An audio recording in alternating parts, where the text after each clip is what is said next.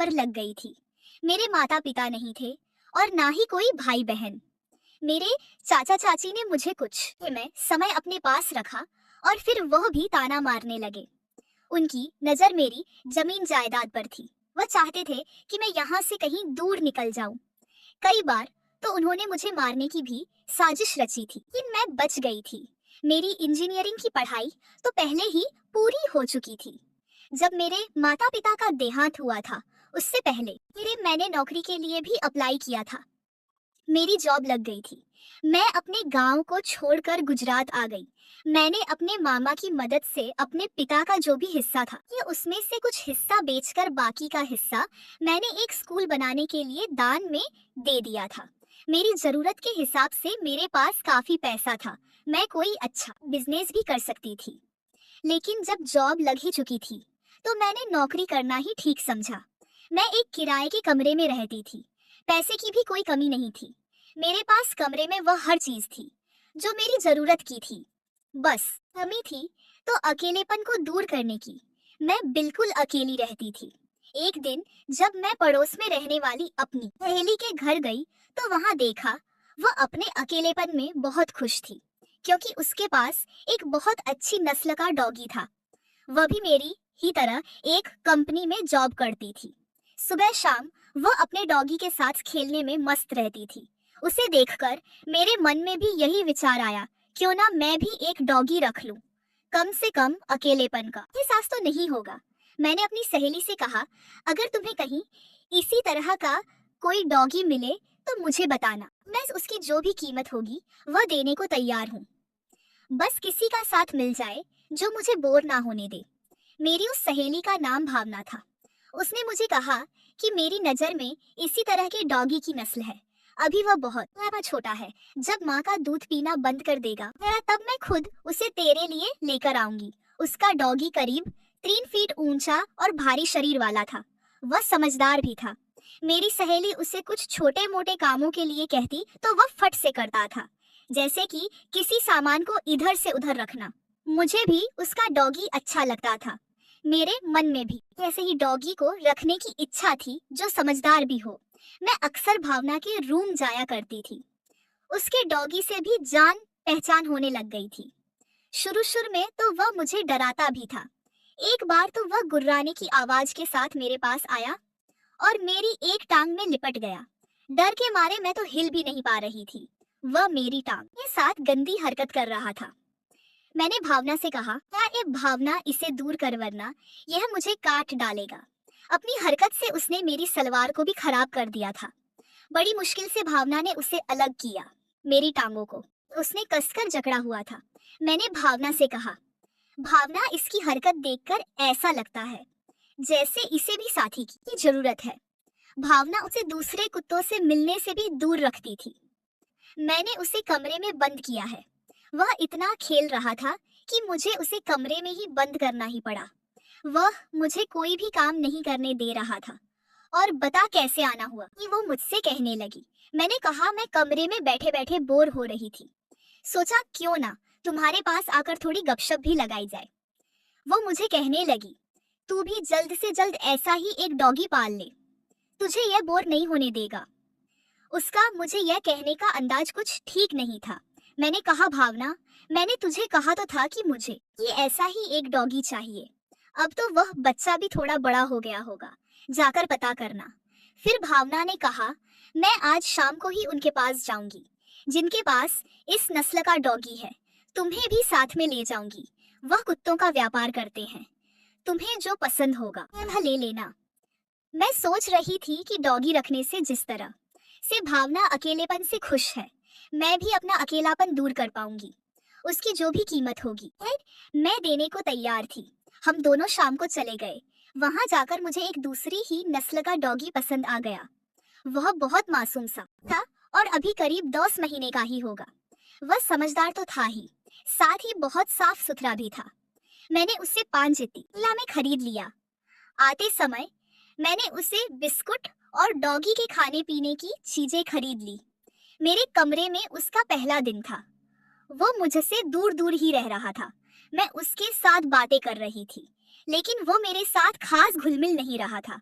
यह तो मैं जानती थी कि उसे मेरे साथ घुलने मिलने में थोड़ा वक्त लगना था, और वही वक्त ये मुझे ज्यादा से ज्यादा उसे देना था। उसका नाम शेरा था। वह भले ही अभी 10 महीने का था, लेकिन उसका शरीर एक जवान डॉगी जितना था। अभी भी उसकी ऊंचाई 42 फीट के आसपास थी। मैं उसे जिनसे लेकर आई थी, उनका कहना था कि इसकी हाइट करीब 3 फीट तक जाएगी। खैर, में अभी कुछ समय था। मुझे तो उसकी अच्छे से परवरिश करनी थी, यानी वह चुपचाप नीचे ही बैठा था। मैंने उसे बैठने के लिए अपने ही कमरे में एक तरफ जगह बना दी। वह वहीं बैठा करता था। धीरे धीरे वह मेरे साथ घुल मिल गया। वह हर वक्त मेरे पीछे पीछे ही चलता रहता। मैं जो उसे कहती थी ना, वह उसे मानता भी था। काफी दिन बीत चुके थे। मैं सुबह उसे ड्यूटी पर जाने से पहले कमरे में ही बंद कर देती थी। मैं जहाँ पर रहती थी, यह कई मंजिल ऊंची इमारत थी। मेरा कमरा तीसरे फ्लोर पर था। वहाँ की खिड़की से बाहर गार्डन का नजारा साफ साफ दिखाई देता था। खिड़की के साथ ही एक सिंगल बेड भी लगा था। वह उस पर बैठकर बस बाहर झांकता रहता था। जब मैं शाम को वापस आती थी, वह दूर से ही मुझे पहचान लेता था और पहले ही दरवाजे के पास आकर मेरा इंतजार करता। जब मैं दरवाजा खोल कर आती तो वह मुझसे लिपट जाता। मैं भी उसे गोद में उठाकर खूब प्यार करती। दिन की जगह अब महीने बीतते गए। वह धीरे धीरे जवान हो रहा था। वह इतना जवान हो गया था कि अब मैं उसे गोद में नहीं उठा सकती थी। मुझे वह काफी भारी लगता था। उसकी मुझसे लिपटने की ताकतें बढ़ती ही जा रही थी। उसके पंजों से मुझे चुभन महसूस होती थी। कई बार तो वह इस तरह से उछलता था कि मैं नीचे ही गिर जाती थी, और वह मेरे साथ खेलने की कोशिश करता, लेकिन मैं उसे हटा देती थी। मुझे उसे बड़ी मुश्किल से अपने से दूर करना पड़ता था। कई बार तो मैं उससे बचने के लिए उसे अलग कमरे लंदी में बंद कर दी थी। तब जाकर मैं अपने कपड़े भी बदल पाती थी और दूसरे काम भी कर पाती थी। जब खाना खाने का समय होता था, तभी मैं उसे कमरे से बाहर निकलती थी। उसे थोड़ी ही देर बाहर घुमाकर वापस कमरे में लाती थी। फिर वह अपनी जगह पर जाकर चुपचाप सो जाता था। उसकी बढ़ती हरकतें देखकर मुझे चिंता होने लगी थी कि कहीं मैंने इसे अपने साथ रखकर गलती तो नहीं कर दी। मैं यहाँ पर इसके साथ अकेली रहती हूँ। इसकी हरकतों से कहीं मुझे दिक्कत ना हो जाए। मैं पड़ोस में अपनी सहेली भावना के पास सलाह मशवरा करने चली गई। मैंने उसे बताया कि शेरा की हरकतें और उसका शरीर दोनों बढ़ रहे हैं। कई बार तो मैं उसे संभाल भी नहीं पाती। मैं क्या करूं? अभी ना जाने उसने और कितना बढ़ना होगा। वह अपने दांतों से गुर्राते हुए मुझे इस तरह से पकड़ता है कि कई बार तो डर लगता है कि कहीं मुझ पर वार ना कर दे। अगर कभी मैं तुझे आते जाते नजर ना आऊं तो मेरा दरवाजा खोलकर मुझे देख लेना। कहीं ऐसा ना हो कि मैं कभी शेरा का शिकार बन जाऊं। वह हंसते हुए कहने लगी, तू भी कि कैसे कैसे ख्याल अपने मन में लाती है। ऐसा कुछ नहीं होता। मेरा डॉगी 5 साल से मेरे पास है। मैं इसे अच्छी तरह से पहचानती हूँ। इन्हें बस समझाना पड़ता है। ये अपने मालिक के वफादार होते हैं। वह सिर्फ तुम्हारे साथ खेलना चाहता है और तुम उसे खेलने नहीं देती होगी। कभी उसके साथ खेल कर देखना, बहुत अच्छा लगेगा। इससे वो तुम्हें समझने भी लगेगा। उसे भी साथ की जरूरत है और तुम्हें भी। तभी तुम्हारा अकेलापन भी दूर होगा, जैसे कि मेरा हो चुका है। मैं भी अपने डॉगी के साथ जब मन करता है तब खेलती हूँ। कई बार मैं जब ये हारी होती हूँ, बस हम दोनों तभी नहीं खेल पाते, बाकी हम हर रोज खेलते हैं। अब चुपचाप अपने शहरा के पास जा और उसे समझ कि उसे क्या चाहिए। वो अपने आप तुम्हारे साथ शांत रहने लगेगा। गलती के लिए जे उसे डांटा भी करना, वरना वो जिद्दी हो जाएगा। मुझे भी लगा कि भावना ठीक कह रही है। मुझे उसे डरना नहीं चाहिए, बल्कि उसकी जरूरत को पूरा करना चाहिए। मैं वापस अपने कमरे में आ गई। वह खिड़की के पास बैठा बाहर के नजारे देख रहा था। वह कभी मेरी तरफ देखता और कभी बाहर। वह मुझे कुछ इस तरह से देख रहा था, मानो ऐसा कह रहा हो कि उसे भी बाहर जाना है। मैंने बाहर गार्डन में देखा तो वहाँ एक कुत्तियाँ थी। मेरा शेरा उसे देखकर मुझ पर अपने पंजे से छूकर बाहर जाने की मानो गुजारिश कर रहा था। मैंने खिड़की का पर्दा लगा दिया और उसे वहां से उठकर अपनी जगह पर जाने के लिए कहा। वह कुछ देर मायूस होकर वहीं बैठा रहा। जब मैंने उसे डांटा कि उठो और अपनी जगह पर जाओ, यहाँ बैठकर उस आवारा कुतिया को लाइन मारोगे। आजकल तुम्हारी हरकतें कुछ ठीक नहीं है, यह मैं भी देख रही हूँ। चुपचाप उठो और अपनी जगह पर जाओ।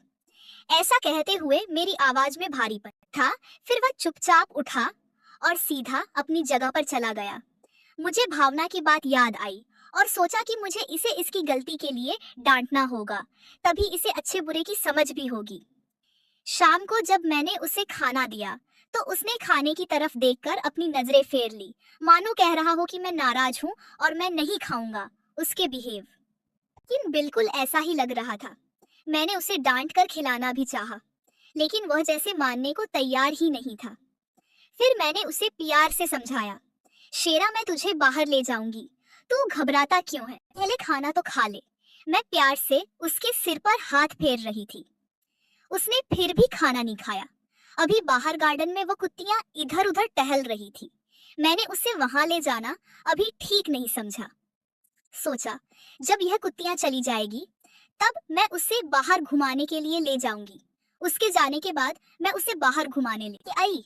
वह उन जगहों पर चलता रहा जहां पर वह कुत्तियां चल रही थी। वह उसकी स्मेल को सूंघता हुआ चल रहा था। काफी देर टहलने के बाद हम वापस आ गए। उसने वापस आने पर भी खाना नहीं खाया और वैसे ही सो गया। अगले दिन की भी सुबह मैंने अपना नाश्ता भी किया और उसे भी ताजा खाना दिया। उसने अभी भी खाने की तरफ से अपना मुंह मोड़ा। मैं भी उसे डांटते हुए ऑफिस आ गई। जब भूख होगी तब खा लेना, बस खाना बर्बाद मत करना। उसने एक मासूम सी नजर से मुझे देखा था, जैसे वह कुछ मांग रहा हो। मैं ऑफिस के लिए लेट हो रही थी, इसलिए मैंने उसकी तरफ इतना गौर नहीं किया। शाम को जब मैं वापस आई, देखा वह खिड़की के पास बैठा गार्डन की तरफ देख रहा है, लेकिन उसकी